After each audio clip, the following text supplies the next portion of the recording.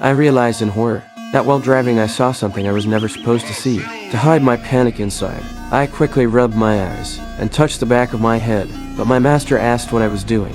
I casually pointed to a big tree by the road and said it was the local sacred tree, so every time I passed by I had to show respect.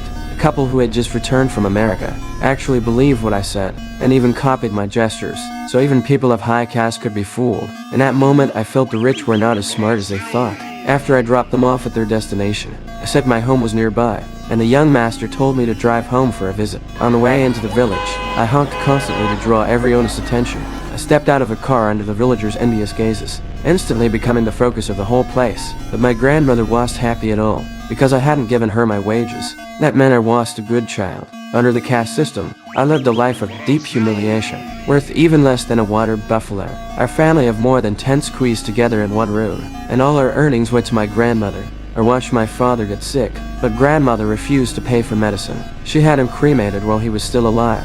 Only when I handed over my wages did she finally smile. But afraid I might lose control, she had already chosen a wife for me, demanding that I get married this year. I looked at my cousin wrapped in marriage, and angrily said I would never marry, and would never give the family another penny, because as long as I lived in that village, I would never escape the prison of fate. The next day at work, the gentle lady suddenly yelled at me, calling me a low-caste piece of filth, not caring about her image at all. I felt a wave of shame, but then she whispered to me that she was only acting for the guests. She didn't believe in the caste system at all, and hoped I would have the courage to break tradition. I nodded in confusion, and followed her advice starting from small things. I bought a tube of toothpaste, and scrubbed my teeth hard in front of the mirror. But my teeth were like my birth. No matter how I brushed they stayed stained. I stopped only when my gums started bleeding. Was it really impossible to change my fate?